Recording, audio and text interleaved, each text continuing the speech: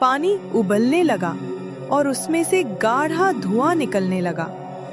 हरिवीर पीछे हट गया। धुएं के बीच से एक लंबी डरावनी चुड़ैल की शक्ल वाली महिला प्रकट हुई। कौन हो तुम? यहाँ क्या करने आए हो? तुम्हें पता नहीं, मुझे बिना पूछे इस जल को कोई छू भी नहीं सकता। हरिवीर डर गया, लेकिन उसने अपने आप को संभाला। हरिवीर नाम का लोहार उस छोटे से गांव में पीढ़ियों से अपनी लोहे की भट्टी चला रहा था, लेकिन पिछले कुछ महीनों से उसकी गरीबी एक भयानक अंधेरे की तरह उसे जकड़ चुकी थी। उसके घर में आटे का कनस्तर अक्सर खाली मिलता और तेल का दीपक समय से पहले बुझ जाता था। एक रात मिट्टी के कच्चे फर्श पर बिछी फटी हुई चटाई पर बैठे हरिवीर की पत्नी जसोदा ने उदास मन से उसे देखा। उनका 8 साल का बेटा माधव अपनी छोटी सी पोटली को पकड़े सोया हुआ था। शायद सपने में कुछ स्वादिष्ट खाना देख रहा होगा। हरिवीर, रात फिर इतनी जल्दी क्यों बीत जाती है? रात को क्या दोष देना जसोदा? ये तो सूरज की गलती है जो इतनी जल्दी निकल आता है और मुझे मेरी खाली दुकान की याद दिलाता है। दुकान की याद तो ठीक है, पर पेट की आग, उसका क्या? क्या सच में हमारे भाग्य में बस यही लिखा है? तुम इतने मेहनती हो, फिर भी ये तंगी क्यों? मेहनत? मेरी मेहनत अब इस गांव के लिए मायने नहीं रखती। अब सबको चमकता हुआ पीतल और सस्ता माल चाहिए। मेरा लोहे का काम जो पीढ़ियों से चलता आ रहा है अब किसी को पसंद नहीं आता। मुझे शिकायत नहीं है तुम्हारी मेहनत से स्वामी, पर तुम भी समझो, कल माधव पड़ोस की हलवाई के घर गया था। क्या? क्यों गया था वहाँ? वह बस खिड़की से झांक रहा था जब वह लोग पूरियां और सब्जी खा रहे थे। उसकी भूख उससे देखी नहीं गई। जब हलवाई की पत्नी ने उसे देखा तो उसने उसे दुत्कार कर भगा दिया। मेरा बेटा रोता हुआ आया, पर उसे भूखा देखकर मेरे आंसू भी सूख गए। हरिवीर का चेहरा गुस्से और शर्म से लाल हो गया। वह दीवार को घूरने लगा। माधव, मेरे बच्चे को उन्होंने भगा दिया? मैं कैसा बाप हूँ? मेरा लोहे का बाजू, जिसने कभी जंगलों के बड़े बड़े दरवाज़ों पर भी ताले जड़े, आज अपने बेटे के लिए एक मुट्ठी अनाज नहीं जुटा सकता। शांत हो जाओ, दुखी मत हो। हमें कोई रास्ता निकालना होगा। तुम एक बार फिर से किसी बड़े काम की तलाश करो, वरना कहीं दूर चल पड़ो, शायद कोई और शहर।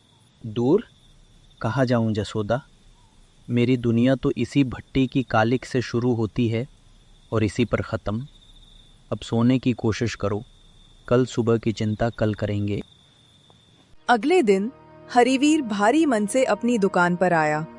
भट्टी की आग तो जली, पर उम्मीद की आग बुझी हुई थी। घंटों बीत गए, पर कोई ग्राहक नहीं आया। दोपहर के समय गांव के 2 पुराने धनी व्यक्ति, सेठ धनपाल और पंडित दीनानाथ, उसकी दुकान के पास से गुजरे और रुक गए। अरे हरिवीर, तुम अभी भी यहाँ बैठे हो? मुझे लगा तुम अपनी दुकान पर ताला लगाकर जा चुके हो। नमस्ते सेठ जी, अभी तो काम चल रहा है। क्या मैं आपके लिए कुछ बना सकता हूँ? क्या बनाओगे? तुम्हारी कला कहाँ चली गई हरिवीर? अब तुम्हारे हाथों में वो दम नहीं बची जो पहले हुआ करती थी। अब तुम्हारी चीजों में वो धार नहीं दिखती। हाँ, दीनानाथ सही कह रहे हैं। और तुम तो पूरे गांव के लिए मनहूस हो गए हो। जब से तुम्हारे यहाँ काम बंद हुआ है, पूरे बाजार में ग्राहक कम हो गए हैं। सेठ जी, मैं मेहनत करता हूँ, मैं किसी का बुरा नहीं करता। बुरे भले की बात नहीं है, यह किस्मत का खेल है। पर तुम्हारे चेहरे पर जो उदासी है वो पूरे गांव में निराशा फैलाती है। मेरा तो मानना है कि ऐसे व्यक्ति को गांव से बाहर निकाल देना चाहिए। हरिवीर स्तब्ध रह गया। उसके कानों में सेठ और पंडित के शब्द गूंजते रहे। वे दोनों मजाक उड़ाते हुए चले गए और हरिवीर भट्टी की ठंडी राख की तरह अकेला रह गया। वह चुपचाप टेबल पर बैठ गया हथौड़ा उसके हाथ से फिसल गया। आज भी कोई नहीं आया, एक भी ग्राहक नहीं। मैं घर कैसे जाऊंगा? जसोदा को कैसे बताऊंगा कि आज फिर मेरी झोली खाली है? वे लोग सही कह रहे हैं, मैं मनहूस हूँ। मैं इस भट्टी को कैसे छोड़ दूं जो मेरे बाप दादा की विरासत है? पर इस खाली पेट और इस अपमान का बोझ मैं और नहीं उठा सकता। शाम होने आई। हरवीर अपनी दुकान के बाहर ही बैठा रहा। उस घर में जाने की हिम्मत नहीं जुटा पा रहा था जहां उसकी खाली झोली का इंतजार उसकी भूखी पत्नी और बेटा कर रहे थे। अपमान की इस पराकाष्ठा ने उसके लोहार के मजबूत शरीर को अंदर तक तोड़ दिया था। रात होते होते हरिवीर हिम्मत करके घर पहुंचा। जसोदा ने चेहरे पर सवाल लिए उसे देखा। उसकी चुप्पी ही सब कुछ बता गई। क्या हुआ? आज भी नहीं आए ग्राहक? नहीं जसोदा, बल्कि आज तो उन्होंने मेरा अपमान किया, कहा कि मैं मनहूस हूँ। उन्हें नज़रअंदाज करो, उनकी बातों से हमारा पेट नहीं भरेगा। सुनो, तुम एक काम करो, पड़ोस की उस दुकान पर जाओ, उनसे कुछ कोयला और लोहा उधार पर ले लो। बिना सामान के काम कैसे शुरू होगा? नहीं यशोदा, मैं नहीं जा सकता। क्यों नहीं जा सकते? क्या वो तुम्हारी मदद नहीं करेंगे? उन्होंने एक बार पहले भी मना कर दिया था, तुम्हें याद नहीं है क्या? और अब तो पहले से इतना कर्ज है उन सब का, मेरा सिर शर्म से झुक जाता है जब मैं उनकी तरफ देखता हूँ। तो फिर क्या हम भूखे मर जाएं? किसी दोस्त से, किसी और से मांगो, हमारी मदद कोई तो करेगा। नहीं, कोई नहीं देगा। इस गांव में सब जानते हैं कि मेरी हालत क्या है। कोई अपने पैसे जोखिम में नहीं डालेगा। मुझे पता है कि जब मैं किसी के दरवाजे पर जाऊंगा और कहूंगा कि मुझे कर्ज दे दो तो वे लोग क्या सोचेंगे। मुझे बहुत शर्म आती है जसोदा। मैं लोहार हूँ, मैं हमेशा चीज़ें बनाता रहा हूँ, कभी मांगता नहीं रहा। उसकी आवाज़ टूट गई। जसोदा भी चुप हो गई। उनके पास कोई समाधान नहीं था। हरिवीर जाकर बिस्तर पर लेट गया। उसकी आंखें खुली थीं। गरीबी ने उसकी आत्मा को इतना निचोड़ दिया था कि उसके पास रोना भी बाकी नहीं रहा था। वह बस लेटा रहा, अपने भाग्य, अपनी किस्मत को कोसता रहा। वह फंसा हुआ महसूस कर रहा था। बिना सामान के काम नहीं हो सकता और बिना पैसे के सामान नहीं मिल सकता। यह एक ऐसा जाल था जिससे निकलना उसे असंभव लग रहा था। अगली सुबह लोहार हरिवीर ने अपनी भट्टी की ओर आंख उठाकर भी नहीं देखा। उसने फैसला कर लिया था कि आज वह वहां नहीं जाएगा। वह चार दीवारी, जो अब उसके लिए एक अपमान का पिंजरा बन चुकी थी, से दूर जाना चाहता था। उसने एक गंदा थैला उठाया और घर से निकल पड़ा। जसोदा ने उसे दरवाजे पर रोक लिया। हरिवीर, ये क्या कर रहे हो? दुकान क्यों नहीं जा रहे? और ये क्या, तुम कहाँ जा रहे हो? दुकान? वहाँ क्यों जाऊँ जसोदा? वहाँ क्या है? बस खालीपन और अपमान। अब तो मुझे खुद से नफरत होने लगी है। मैं कहाँ जाऊँगा मुझे नहीं पता। बस इस गांव से, इस गरीबी की छाया से कुछ दूर जाना चाहता हूँ।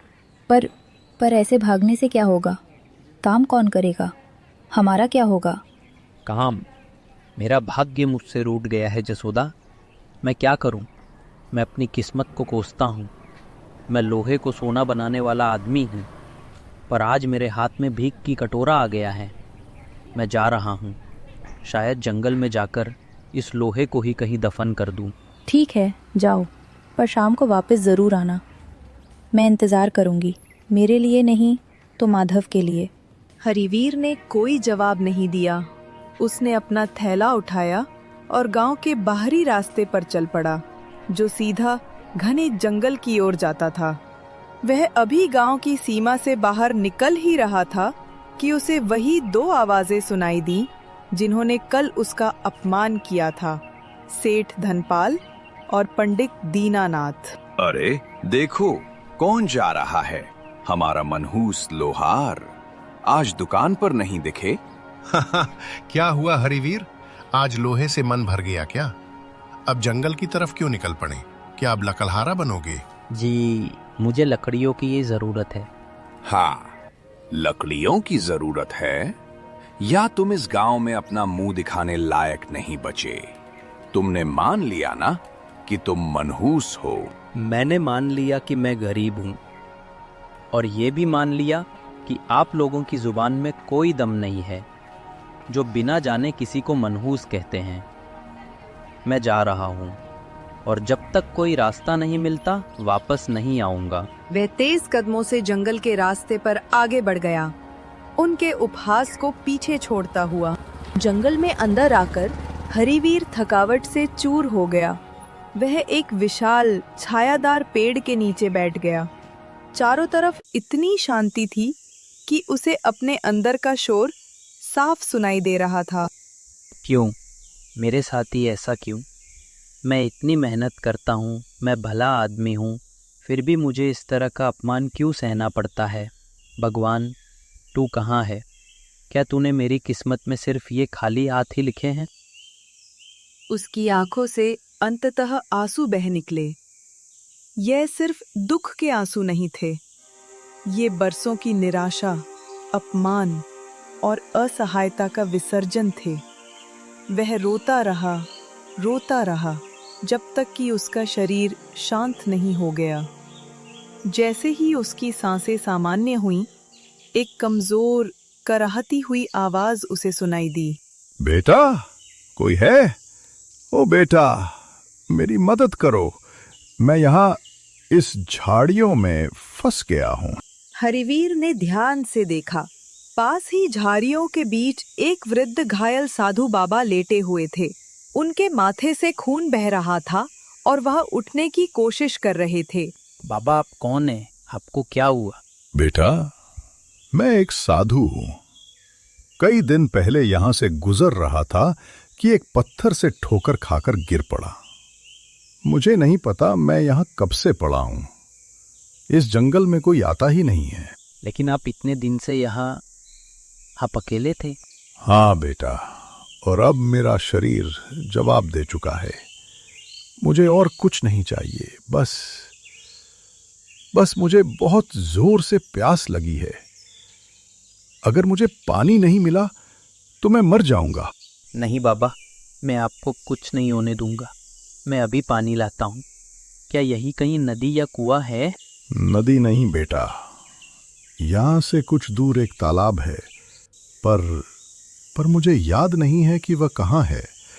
मुझे भी इस जंगल का रास्ता नहीं पता बाबा, आप ही बताइए मैं कहाँ जाऊँ? हाँ, याद आया।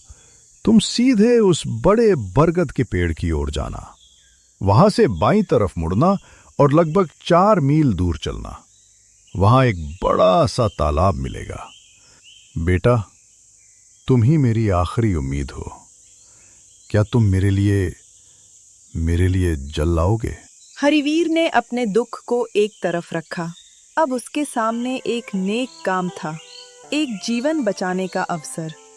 बाबा, आप चिंता न करें। मेरा नाम हरिवीर है और मैं आपको वचन देता हूँ, मैं आपके लिए जल जरूर लाऊंगा।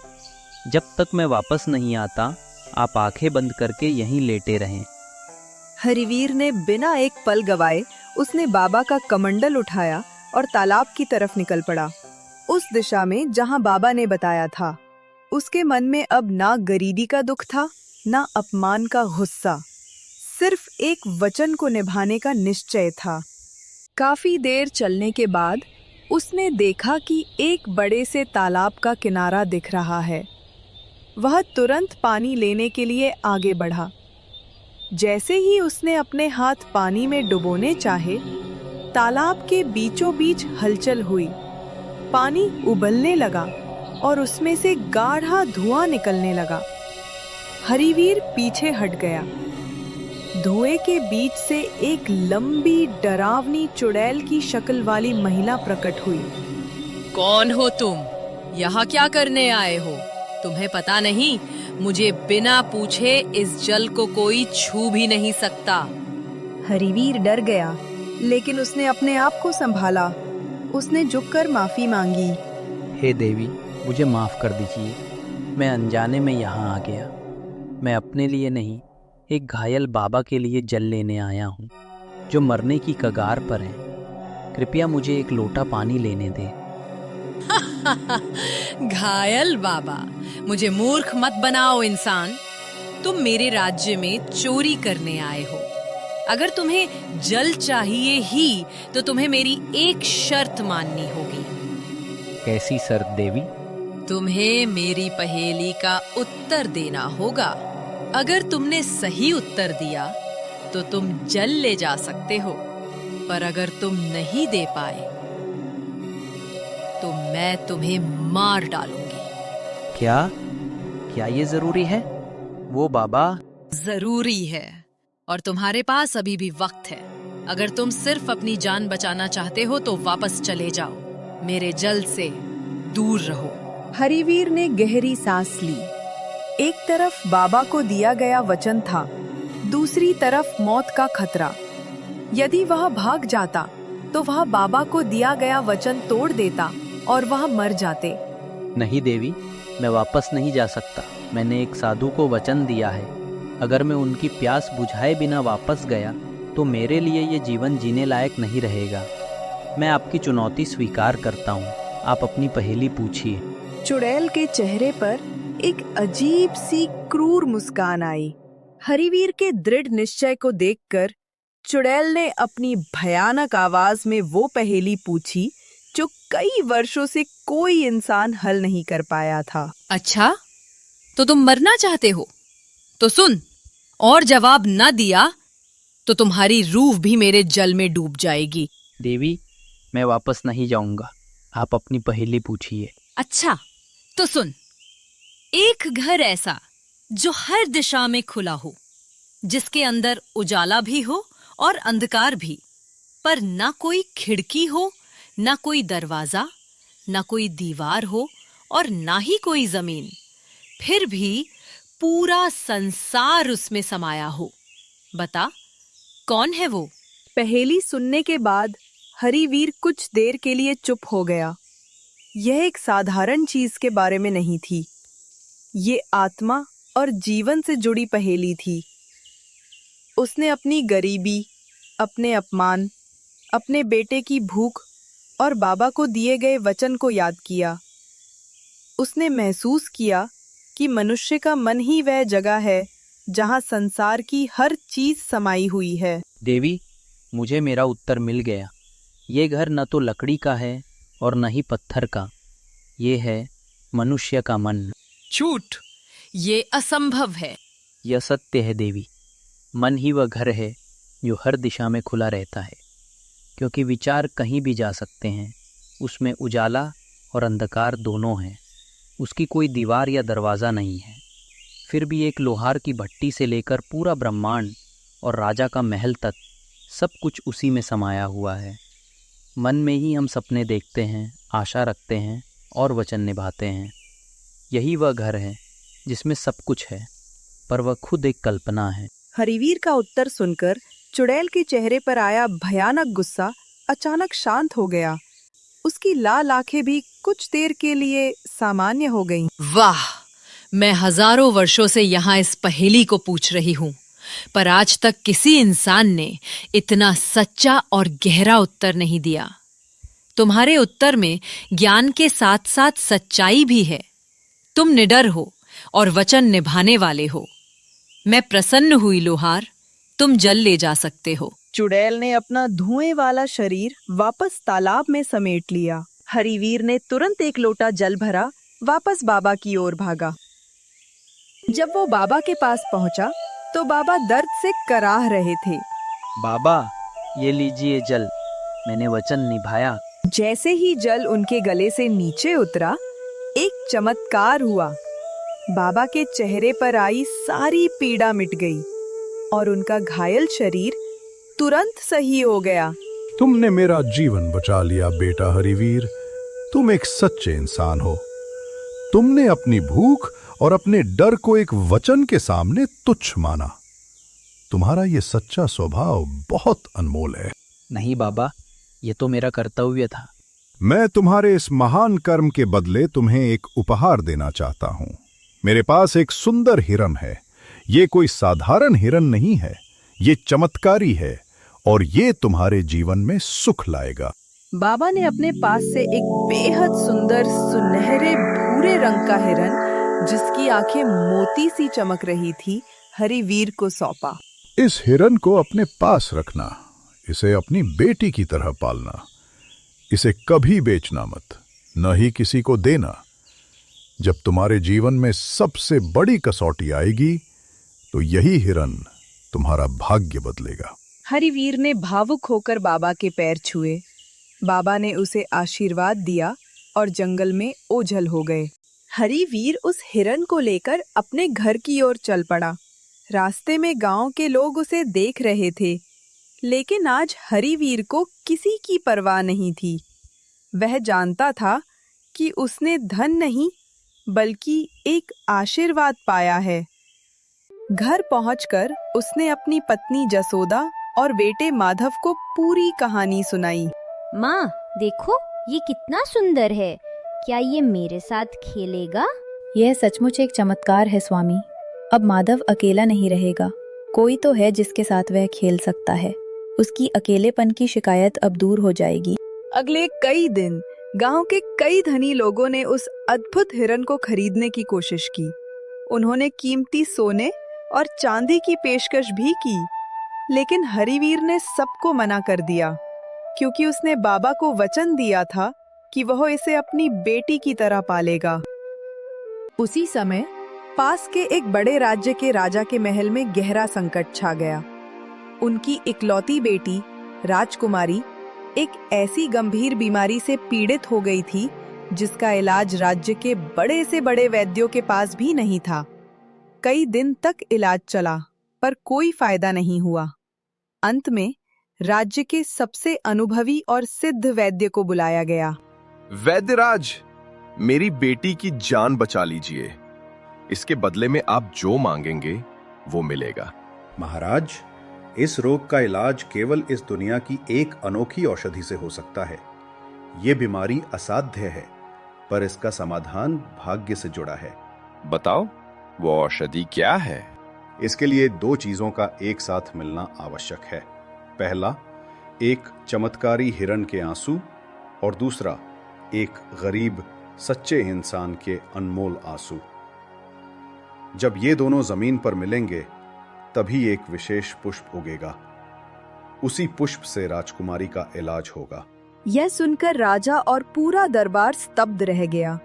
राजा ने तुरंत अपने सेवकों को चमत्कारी हिरन और सच्चे इंसान की खोज में हर दिशा में भेज दिया। उन्हें पता था कि यदि वह हिरन मिल भी गया तो किसी गरीब व्यक्ति के सच्चे आंसू कैसे प्राप्त किए जाएंगे, क्योंकि सच्चे आंसू खरीदे नहीं जा सकते। राजा के सैनिकों ने गांव-गांव और जंगल-जंगल चमत्कारी हिरन की खोज की। जल्द ही उन्हें लोहार हरिवीर के बारे में पता चला। गांव के उन्हीं लोगों ने, सेठ धनपाल और पंडित दीनानाथ ने, राजा के सैनिकों को हरिवीर की भट्टी तक पहुंचा दिया, ये जानते हुए भी कि वे हरिवीर का कितना बड़ा नुकसान करने वाले थे। राजा खुद अपने कुछ खास सिपाहियों के साथ हरिवीर के घर पहुंचे। लोहार हरिवीर, मैंने सुना है कि तुम्हारे पास एक अद्भुत हिरन है। मेरी बेटी राजकुमारी मृत्यु के करीब है। उस हिरन की हमें बहुत जरूरत है। इसे हमें सौंप दो और हम तुम्हें इतना धन देंगे कि तुम 7 पीढ़ियों तक राजाओं जैसी जिंदगी जियोगे। महाराज, मैं आपको पूरी कहानी बता चुका हूँ। ये हिरन मेरे लिए मेरी बेटी जैसा है। ये मुझे एक संत ने दिया है और मैंने इसे अपनी बेटी की तरह पालने का वचन दिया है। मैं इसे नहीं दे सकता। तुम पागल हो? तुम नहीं जानते कि तुम किससे बात कर रहे हो? क्या तुम सचमुच एक हिरन के लिए मेरी बेटी की जान खतरे में डालोगे? मैं तुम्हें आधा राज्य दूंगा। बोलो, अब भी मना करोगे? महाराज, क्षमा करिए। मैं गरीब हूँ, पर अपने वचन से बड़ा नहीं। न मैं हिरन बेच सकता हूँ और न ही आधा राज्य ले सकता हूँ। राजा ने अपने जीवन में इतनी बड़ी ठुकराहट कभी नहीं देखी थी। अपनी बेटी की जान बचाने की बेचैनी में उन्होंने अपनी मर्यादा भूल दी। इसे पकड़ लो और हिरन को भी। अब ये हिरन मेरा है, क्योंकि राज्य की भलाई इससे जुड़ी है। इन दोनों को अगवा कर लो और महल ले चलो। इसका फैसला दरबार में होगा। सिपाहियों ने हरिवीर और उसके प्यारे हिरन को जबरदस्ती पकड़ लिया। हरिवीर और हिरन को राजा के भव्य दरबार में लाया गया। वहां सारे दरबारी और वैद्य उपस्थित थे। लोहार, अब तुम्हें कुछ नहीं मिलेगा। तुम्हारा लालच तुम्हें ले डूबा। तुम हिरन बेचकर धनी बन सकते थे, पर अब तुम खाली हाथ जाओगे। तुम्हारा हिरन अब हमारा है। इसे ले जाओ और इलाज की तैयारी करो। हरिवीर ने अपने अंतिम क्षणों में उस हिरन को देखा। वह हिरन भी अपनी सुंदर आंखों से आंसू बहा रहा था। मेरे बच्चे, मैंने तुम्हें वचन दिया था कि मैं तुम्हें बचाऊंगा, पर मैं नहीं बचा पाया। तुम मेरी बेटी जैसी हो और आज मैं तुम्हें इस राजा के हाथ सौंपने जा रहा हूं। मेरी गरीबी और मेरी मजबूरी ने मेरा वचन तोड़ दिया। हरिवीर की आंखों से निराशा और प्रेम के आंसू बह निकले। हिरन भी अपने प्यारे मित्र के जुदाई के दर्द में रोने लगा और उसके भी आंसू गिरे। और फिर वो चमत्कार हुआ जिसकी सबको प्रतीक्षा थी। जैसे ही गरीब लोहार के सच्चे आंसू और चमत्कारी हिरन के आंसू दरबार के फर्श पर मिले, वहां जोरदार रोशनी हुई और उन आंसुओं के मिलन बिंदु पर एक अति सुंदर अलौकिक पुष्प खिल उठा। महाराज, यही वह पुष्प है, यही है वह दुर्लभ औषधि। मैंने कहा था यह केवल सच्चे आंसुओं से ही बनेगी। लोहार हरिवीर के आंसुओं में किसी भी राजा के धन से ज्यादा सच्चाई और ईमानदारी है। राजा ने अपनी गलती महसूस की। उन्होंने तुरंत वैद्य को राजकुमारी का इलाज शुरू करने का आदेश दिया। पुष्प की औषधि से कुछ ही क्षणों में राजकुमारी का रोग दूर हो गया और वह स्वस्थ हो गई। राजकुमारी के स्वस्थ होने के बाद राजा ने हरिवीर की ओर देखा।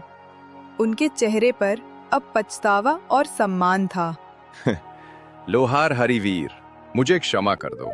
मैंने तुम्हारी ईमानदारी पर शक किया और लालच के वश में आकर तुम्हारा अपमान किया। तुमने एक हिरन के लिए आधा राज्य ठुकरा दिया, क्योंकि तुम्हारा वचन और तुम्हारा प्रेम धन से बहुत ऊपर है। इस हिरन को वापस लोहार के पास पहुंचाओ। ये हिरन हरिवीर का ही है। उन्होंने हरिवीर को सोने के सिक्कों से भरी कई थैलियां दी। हरिवीर, तुम इस राज्य के सबसे धनी और सबसे ईमानदार व्यक्ति हो। मैं तुम्हें ये सोना देता हूँ जो तुम्हारे जीवन भर के लिए काफी है। इसके अलावा मैं तुम्हें तुम्हारे गांव में जमींदार बनाता हूँ, ताकि कोई तुम्हारा अपमान ना कर सके। आज से तुम सिर्फ लोहार नहीं हो, तुम मेरे दरबार के मुख्य लौह शिल्पकार हो। मैं तुम्हें राजकीय लोहार का पद देता हूँ। तुम्हारे पास अपनी भट्टी पर काम करने का सम्मान होगा और तुम्हें हर महीने उचित वेतन मिलेगा। हरिवीर ने राजा का धन्यवाद किया। वह अपने प्यारे हिरन को लेकर अपनी गरीबी को पीछे छोड़कर सम्मान और धन के साथ घर वापस लौटा। उसके गांव में जब यह खबर फैली तो सेठ धनपाल और पंडित दीनानाथ शर्म से पानी पानी हो गए। हरिवीर की पत्नी जसोदा ने खुशी के आंसू बहाए और बेटा माधव अपने हिरन दोस्त के साथ खुशी से खेलने लगा। लोहार हरिवीर ने अपने जीवन में सीखा कि सच्चाई, वचन और ईमानदारी ही वह असली धन है जो सबसे बड़ी गरीबी को भी मिटाकर भाग्य का उदय कर सकते हैं। ये कहानी आपको कैसी लगी कमेंट्स में बताएं और हाँ, वीडियो को लाइक और चैनल को सब्सक्राइब करना ना भूलें। आपके लाइक से हमें मोटिवेशन मिलता है आगे भी ऐसी कहानी बनाने के लिए, इसलिए प्लीज चैनल को सब्सक्राइब जरूर कीजिए। धन्यवाद दोस्तों।